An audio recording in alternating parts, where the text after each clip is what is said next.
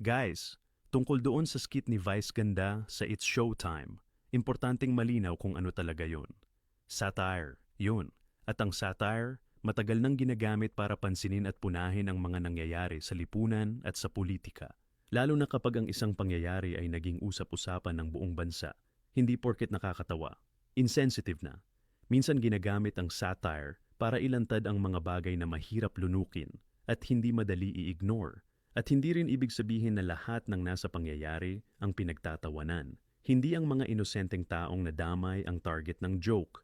Ang pinupunto nito ay ang politika, ang mga naging reaksyon, at ang mga public officials na allegedly involved sa pangyayari. At kung may pwedeng tawaging insensitive, baka hindi ang satire, kundi ang mga naging aksyon ng mga nasa kapangyarihan, lalo na kung mas nauuna ang pansariling interes kaysa sa kapakanan ng nakararami.